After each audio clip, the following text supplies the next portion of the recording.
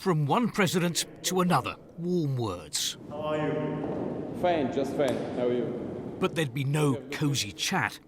Socially distant summits is how the Kremlin likes it.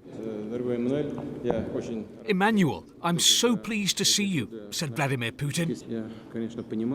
Behind the smiles, though, serious concerns.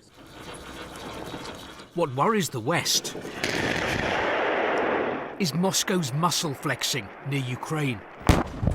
Like these war games involving Russia and Belarus, and the Russian troops massed near Ukraine's border. What worries Moscow is NATO. It's demanding an end to NATO enlargement to the east. Signs of de-escalation? Not yet. But Vladimir Putin said he'd keep talking to President Macron. A number of his ideas and proposals, which are probably still too early to talk about. I think it is quite possible to make these the basis of our further joint steps.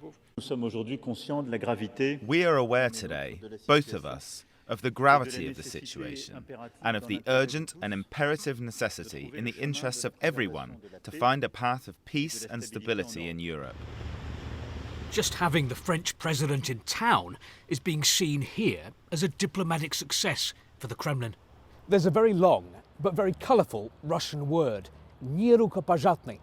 It means quite literally, no one wants to shake your hand. You're like a pariah. After Russia's annexation of Crimea 8 years ago, Vladimir Putin was "не рукопожатный." World leaders avoided him like the plague. Now they're queuing up to meet him. Today it was President Macron. In a week or so, it'll be the German Chancellor. And the West is willing to discuss Russia's security concerns. That's why Moscow believes that coercive diplomacy is working. But what if diplomacy fails?